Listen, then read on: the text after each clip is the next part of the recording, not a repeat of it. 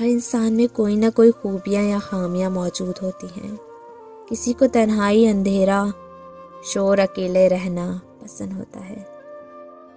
کوئی شوق چنچل اور زیادہ بولنے والا ہوتا ہے، لیکن کہیں نہ کہیں زندگی ایسے موڑ پر لے آتی ہے کہ وہ لوگوں سے دور ہونے لگ جاتا ہے۔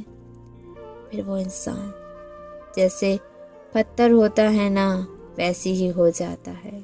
اور ہم انسان نہ تو کسی کو خوش اور نہ ہی خاموش دیکھ سکتے ہیں، یہ کیونکہ بھول جاتے ہیں کہ ہر انسان کی اپنی زندگی ہے، کوئی اپنی زندگی جیسے مرضی گزارے، بس لوگوں کو اس کی زندگی میں دخل دینا ضروری ہوتا ہے۔ اور ہمیں پہلے خود کو ٹھیک کرنا چاہیے، پھر ہی کسی دوسرے انسان کو نصیحت کرنی چاہیے۔ اور ہر انسان ویسا نہیں ہوتا جیسا ہم سوچتے ہیں، اور جتنی آپ لوگ اپنی عزت کی پرواہ کرتے ہیں، اتنی ہی ہم دوسرے کی عزت کی پرواہ کرتے ہیں۔